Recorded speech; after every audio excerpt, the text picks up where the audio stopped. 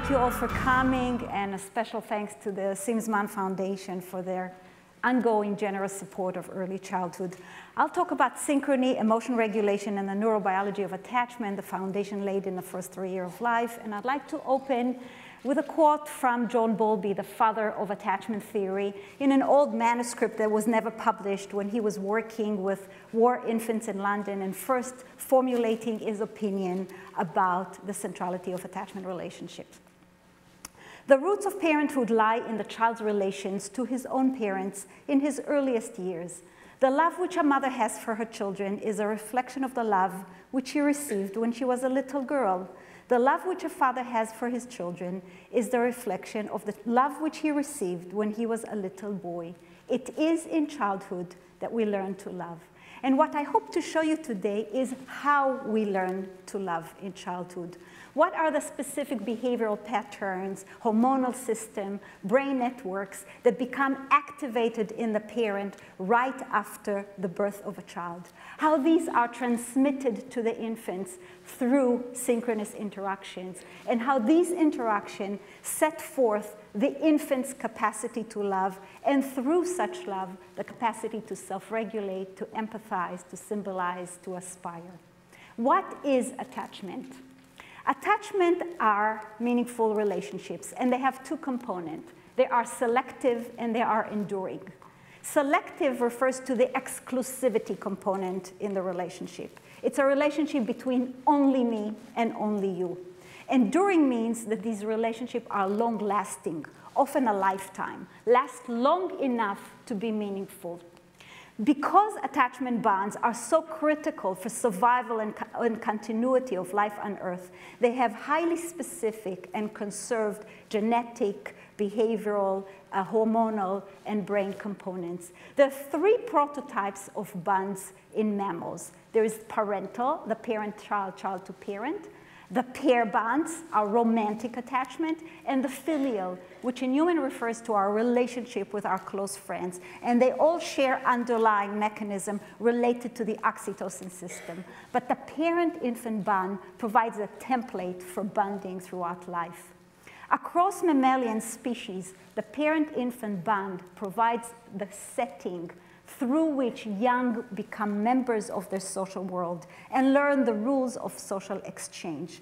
Human infants also learn the core social phenotypes required to navigate the social world, our social world, behaviors such as turn-taking, frustration tolerance, understanding the minds of others through processes of bio-behavioral synchrony. And what is synchrony? Biobehavioral synchrony is defined as the coordination of biology and behavior between attachment partners during social contact. In all mammals, and it's important to say that being born a mammal implies that the brain is not fully mature at birth and develops in the context of the nursing diet. So in all mammals, the parent's mature physiological systems can externally regulate the infant's immature physiological systems through the coordination of social cues during moments of contact. So in human, we found that during moments of face-to-face interactions, parent and infant coordinate their behavior in the gaze, affect, vocal, and touch modalities.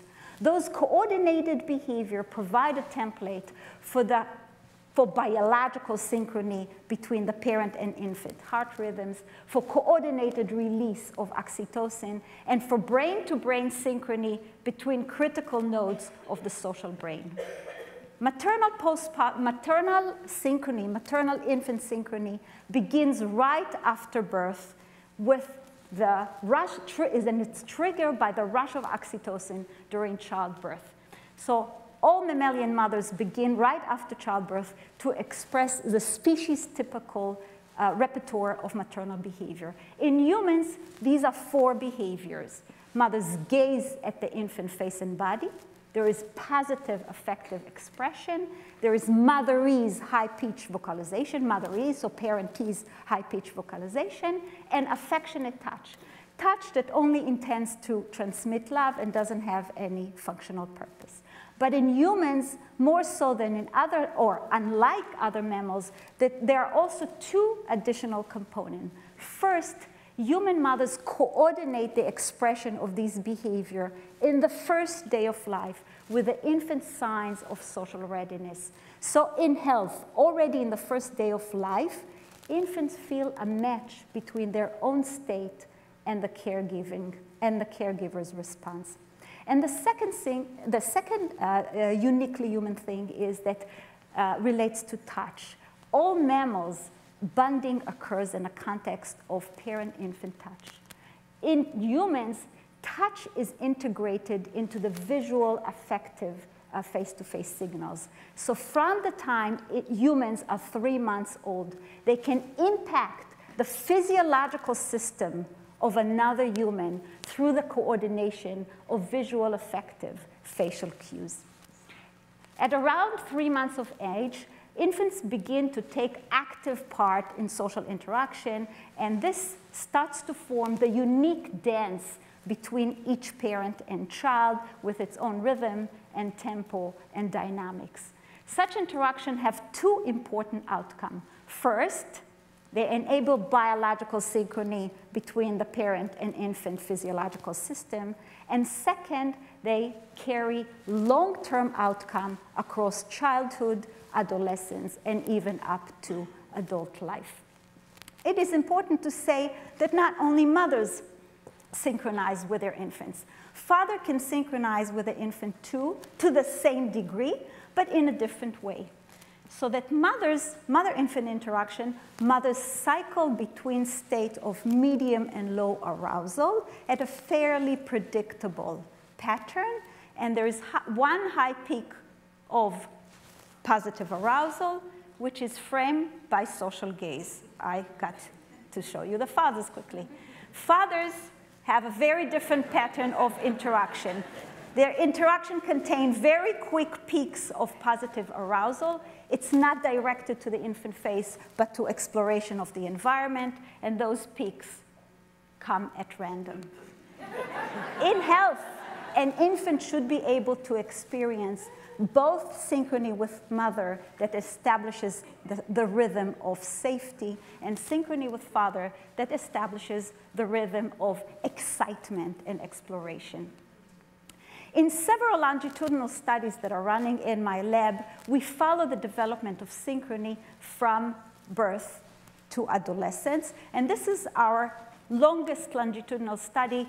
We're seeing these children from birth to 22 years. Here you see Maya. I'm sorry, the last picture is not her, but all the others are. She'll be coming in a few months. And what we found in all those longitudinal cohorts is that synchrony has a sensitive period. You must experience that rhythm of safety, that dyadic synchrony during the first 9 months of life. And then later ability kick in, but just like the 12-bar blues, you keep on playing that rhythm of safety where the right hand can improvise more and more complex music on the basis of that safety. And this is how it happens. In the newborn period, there is the expression of the species-typical parental behavior. In the first year of life, there's the coordination of nonverbal behavior in the gaze, affect, vocal, and touch modalities. In the second year of life, there is a joint symbolic play between parents and children. In preschool, there is the co-construction of narrative, joint imagination, joint internal state talk. These developments lead in adolescence to a host of positive outcomes: empathy, executive functions, stress management, the capacity to dialogue conflict, and lower psychopathology. When we looked at the mechanisms by which early synchrony predicts developmental outcome in adolescence, we found two mechanisms. First, there is a step-by-step continuity so that better synchrony at one stage leads to better synchrony in the next. But there is also direct continuity between synchrony experienced in infancy, in early infancy, in the first months of life, and adolescent outcome. highlighting the critical importance of synchrony in the first months of life. Interestingly, in those 10 times that we followed children from infancy to adolescence, we also measured emotion regulation. And emotion regulation also has a developmental trajectory from physiological regulation in the newborn stage to emotion regulation in infancy to attention regulation in the second year and self-regulation in the preschool years. And interestingly, those predicted the same developmental outcome in adolescence using the same step-by-step mechanism as well as direct continuity from infancy to adolescence. We then use some complex mathematical modelings, and we found that there is a cross-time mutual influences between emotion regulation and synchrony and emotion regulation. So that better synchrony at one stage leads to better emotion regulation at the next stage, leading back to better synchrony at the third stage, and vice versa. And those mutual influences between synchrony and emotion regulation set the trajectory of development on a more optimal path. What is the physiological system that supports our capacity to engage in synchronous parent-infant interaction or human-to-human interaction? And this is the oxytocin system. What you see on the left is that oxytocin is a neuropeptide hormone mainly produced in the hypothalamus, which is deep in the brain. It branches out in two directions, one into circulation and one into the brain. And I think there are three important features of the oxytocin system that are important in the context of early development and intervention. The first is what you see on the right, that oxytocin is a highly integrative system. Not only that it crosstalks with several systems in the brain, with the extended amygdala system, with the dopamine reward system, but also there are receptors for oxytocin throughout the body in many body organs. So oxytocin integrates body and brain, organism, and environment. The next feature of the oxytocin system is that it is a very ancient molecule. It is thought to evolve from gene duplication in jawed fish approximately 600 million years ago, and is found in all vertebrate and some invertebrate species. Now, interestingly, in all species, from nematodes, lizard, or fish to humans, oxytocin implicated in basic life functions that aim to manage stress, such as water conservation or energy balance or thermal regulation. But these functions have been repurposed so that oxytocin became supportive of social function. So that oxytocin across all species evolve so that the organism can use social relationship to manage the stresses involved in harsh ecologies. So oxytocin is the perfect system to help an individual manage stress. And the third feature of the oxytocin system is that it functions in the brain as both a neuropeptide as a hormone. That means that it integrates the temporal precision of as a neurotransmitter as a hormone. So it integrates the temporal precision of a neurotransmitter with the long half-life and the ability to function at faraway location in the brain of the hormone. And this unique form of peptidergic release causes the oxytocin system to reorganize brain network on the basis of early attachment relationship. Now, how the oxytocin system impacts early development and parent-infant bonding?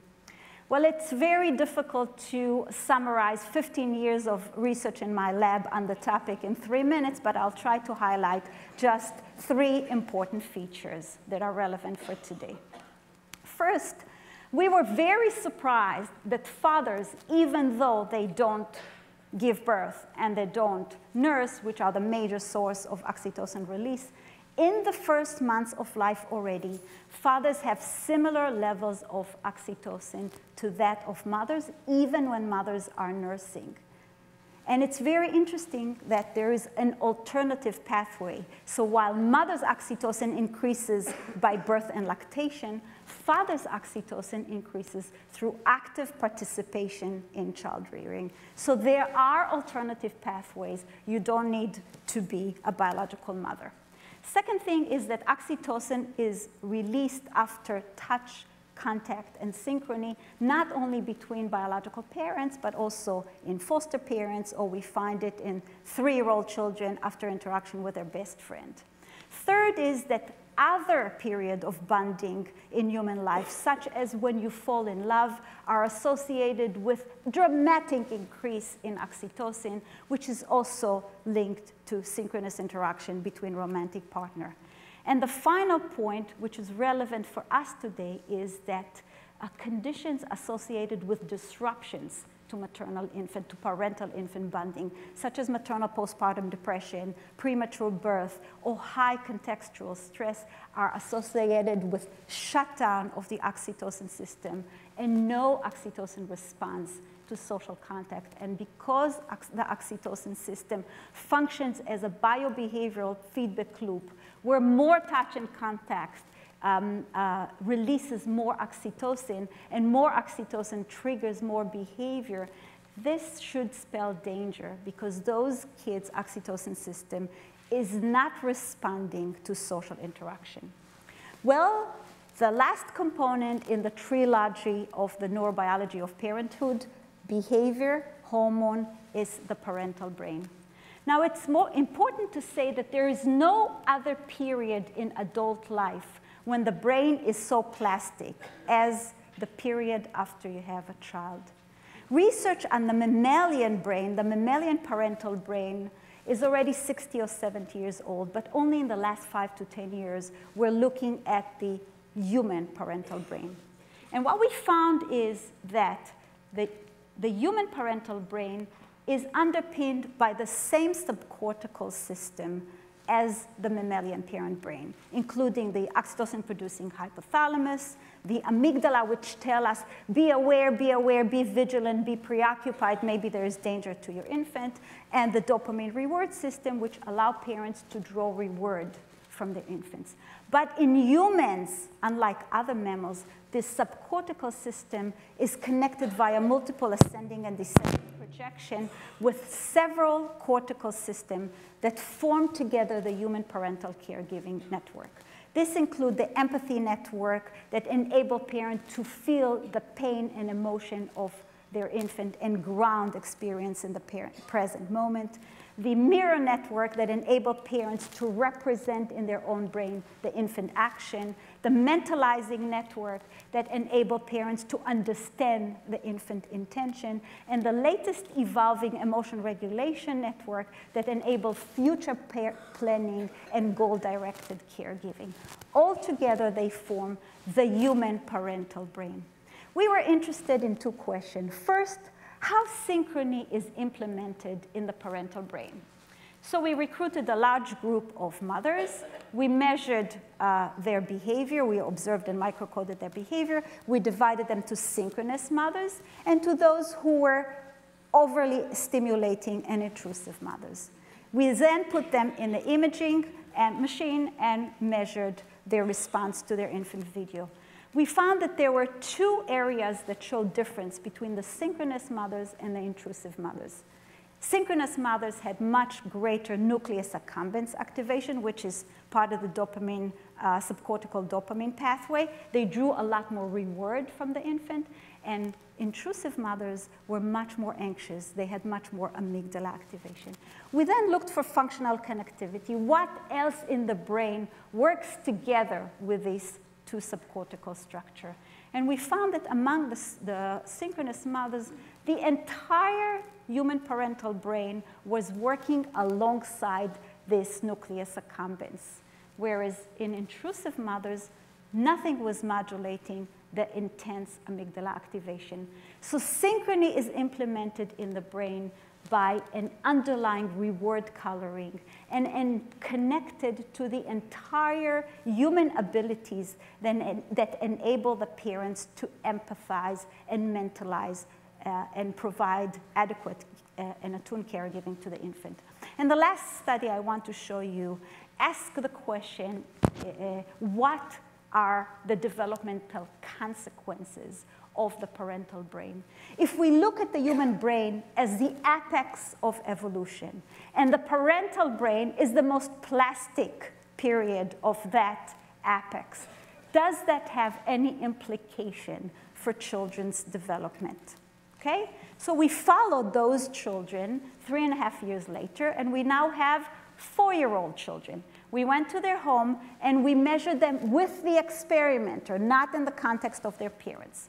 We had several emotion regulation paradigms: socialization through a toy pickup paradigm, regulation of negative emotion through a fear mask paradigm, and regulation of positive emotion through a soap bubble play paradigm. And what we found is that children whose parents had greater coherence of the mammalian subcortical unconscious caregiving network had better regulation of positive emotions. Those kids were better, expressed more positive emotions and used the other person to enhance positive emotionality. Children whose parents had greater coherence of the empathy network 3 years before were better able to regulate negative emotions. They expressed less negative affect, and they used diversion tactics to regulate the fear paradigm. Children whose parents had greater coherence of the mentalizing network were better able to express self-regulated socialization. Now, this is important for 2 reasons. First, it's the first evidence that what's going on in the brain of one human can longitudinally predict the behavior 3 years later of another human in a different context, not with a parent. But it is also important because when we see the brains of depressed mothers, stressed mothers, traumatized mothers, we don't see any brain response to their infant cues, which means that this places their children at much greater risk for social emotional development. So just to conclude, bonding is a process through which the physiological and social signals of one partner synchronize with those of the attachment partner. The extended oxytocin pathway plays a key role in this process. Conditions associated with early stress and trauma blunt the oxytocin system and disrupt parent-infant synchrony. And finally, something for us to do as clinicians and educators. Because the oxytocin system is open to environmental influences, intervention that focus on enhancing touch and augmenting social synchrony can reverse some of the effect of severe stress on the developing brain. Thanks to my students who carried out this study, thanks to our funders, and thank you for listening.